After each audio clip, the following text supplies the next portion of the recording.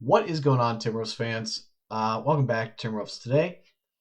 We've struggled in the heat of summer to have some Timberwolves stuff to talk about. I feel like we're kind of the only team who's been out of the news a lot. So today's episode is going to be focused around some hypothetical trades that I think could happen. That's going to be the main focus of today's video. So if you love trade rumors and trade talk, this is a video for you. Let's keep the comments going down below. I like seeing what you guys are thinking that whenever video goes up. Make sure you guys are following or subscribed, whatever you want to call it, because that's the best way to stay up to date with the content that we are dropping here at Timberwolves Today. Let's go ahead and we're going to take a look at the first one. The main idea with this one is to get Dante off the salary books. Great player, but in terms of what the Timberwolves need, I don't think he was that last season, and I think there's more viable options out there.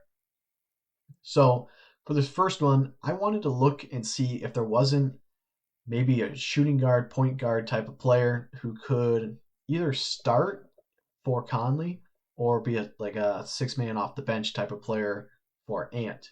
And I know those are hard to come by in trades anymore, and you're best just drafting your own or whatever, or finding him in free agency by some miracle.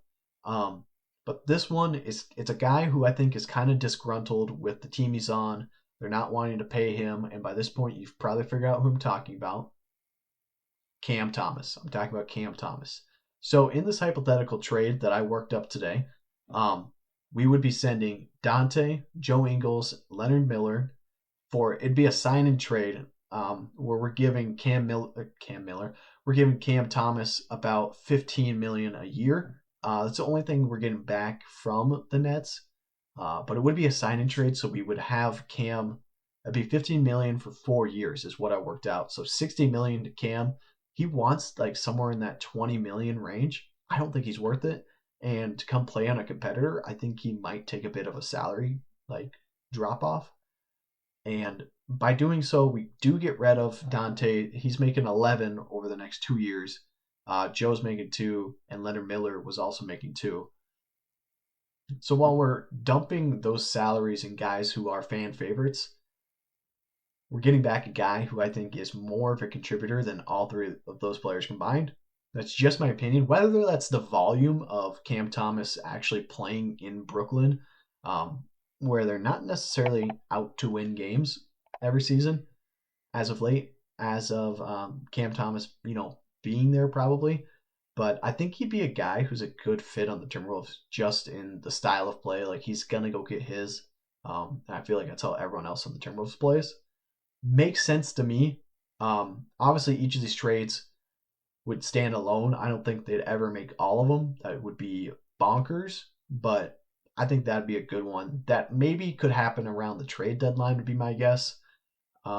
If things aren't going the way we want with certain players, I do see the Timberwolves being very active then. Yeah, as like a win now, like let's get ahead of the curve type of team. So the second one that I'm looking at here, I think a lot of people are going to see this and think, why would we get rid of Gobert? Like he's a generational player when you look at the stats, whatever. Yes, he is. But we can't keep affording him. Like it's gonna be Ant and whoever else, but Rudy can't be a part of the long term much longer for how much he's making. So in this hypothetical trade, we're getting some bench depth and a backup center because Nas would obviously be our starting center. So in this trade, I know people don't like trading with them. I know it. I don't like trading with them after they stole our team, but we're trading with the Lakers and we're sending them Rudy Gobert. And in return, we're getting Rui Hachimura, DeAndre Ayton, Jake LaRava, and Dalton Connect. You guys can tell me what you think, but I'll take all 4 of those guys over one Rudy. I think Ayton's going to have a comeback season this next year, not being in Portland, a place where he literally couldn't drive out of his own driveway without it being icy. Now, could he do that in Minnesota? Probably not. But I feel like we probably have better conditions for winter than Portland does. So, excuse me, I am sick. If you can't tell by my voice, did not mean to just make that sound though. But Rui's a guy who interests me. he was a top pick by the Wizards, and I think he's better than people want to give him credit for.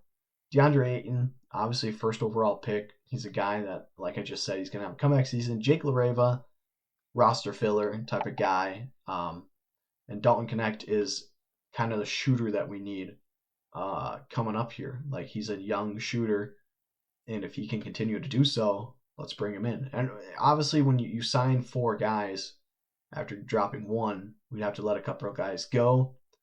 Leonard Miller, there's the door. Maybe even someone like Joe Ingles, there's the door. It sucks, but we can't keep a bunch of guys like that around if we're going to bring in actual contributors. So some of these trades might stink just in terms of we're going to get a lot back for one of our guys, but that just is what it is at the end of the day. But I think that'd be a rational trade for Rudy. It'd have to be a trade where we're sending him off with how much he's making, $35 a year. So we got to send him off and then get guys back who are making combined about 35. Like, Rui's making 18, Ayton is making 8, LaRave's making 6, and Connect's making 4. All that together, it's helping us save some cap money. We're actually getting $3 million back on the books, which is more than we have right now. So interesting trade. I like it. It was one that made sense in my head right away, so I went ahead and mocked it up. You guys can let me know, again, what you think in the comments. And then this next one, I kind of just did, but I see it as maybe we're not what we think we're going to be, and let's kind of retool and just look ahead to next season if this season is going to be a bit of a bummer. So in this hypothetical trade, we would be sending Julius Randle off for Miles Bridges. I know he's not really a guy that people want to love for obvious reasons, and I agree. Bad guy, decent basketball player. Bad guy, though. Horrible guy. So while I wouldn't want to trade for him, if this is something we're looking at, it does make sense to me. Julius Randle, we're paying $30 million for the next 3 years. Over the next 3 years, we're paying him $30 million each year. But Miles Bridges is only making $25 for the next 2 years. $25 a year for the next 2 years. And then we would also get Mason Plumlee. So Nas slides into the 4. Mason Plumlee's our backup center until Baron J's ready. I mean, like I said, it'd be a retool trade. Like, oh, Randall's reverted to being Knicks Julius Randle.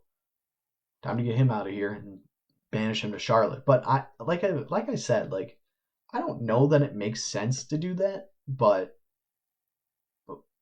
it's all part of the game, Like, it's all a hypothetical of, oh, maybe we do need to get rid of him. Maybe it's not going to be worth the trouble to keep him.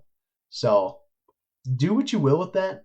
I don't hate Randall. I did at the start of last season. I was not a Randall fan, but I think there's a lot of logic on getting rid of certain guys on the team who are signed on to make a lot.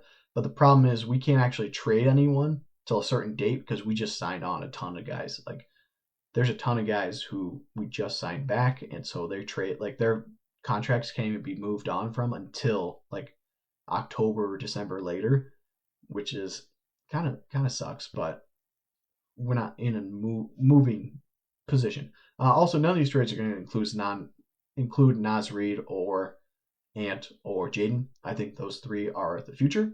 However you want to look at it, they're around the same age, and keeping all 3 of them should be the main goal for like the next 10 years in my eyes. Like, that should be the 3 that we pay whatever they want, like hand them a blank check. Lastly, it's another retool trade, and one that I don't really know that is a bad idea. Like, this one, if this happened tomorrow, I would honestly be like, yeah, Tim Conley, like, nice. Like, that's great. And that trade would be with the Miami Heat for Davion Mitchell and Jaime Jaquez Jr.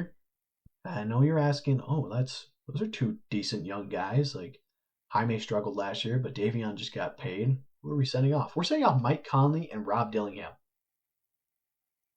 Yeah, I hear the crickets too. Like, I don't hear anyone complaining about that. I know Mike. We all saw the post today. He's 6th in assists. Like, he's a great veteran player. He's a locker room guy. If we gotta ship him off, gotta ship him off. You know, at the end of the day, it is a business, and this is one that I think Timberwolves fans would burn the comments of every social media platform on. But I honestly like I would love for this trade to happen. I cooked it up and I was like, wait, does that make sense? Like, it gets us a young point guard who honestly I like a lot. I think he is underrated. And then I think Jaime Jaquez would be a great bench depth player. Like, he just kind of his name alone just kind of puts him as like, oh yeah, he was a Timberwolves role player. So at some point I do see him playing for us just because of the name. It makes no sense, but the Rob part of this trade, I know a lot of people still aren't ready to give up on Rob. There's no reason to give up on Rob. I'm not ready to give up on Rob.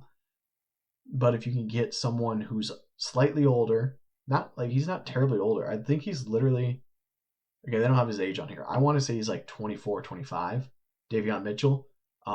That puts him in Ant's ballpark. Keeps them together at the same age, and he's not making that much. He's only making 11 million a year for the next 2 years. Is he going to want a bigger contract after that? Yeah. Can we find a solution for the point guard position after that? Probably. Or can we sign him on? Probably. Like, it's risk versus reward, and I think the reward would be there even if it means we have to move on for someone like Conley and dump them Rob as well. Not the end of the world in my eyes, and I think it gets us two awesome role players. So there are 4 hypothetical trades that I think the Timberwolves could make in the next season or next offseason. Let me know what you guys think of those, or if you have some of your own that you've cooked up, drop those in the comments. I love seeing them, and I will talk to you guys next time.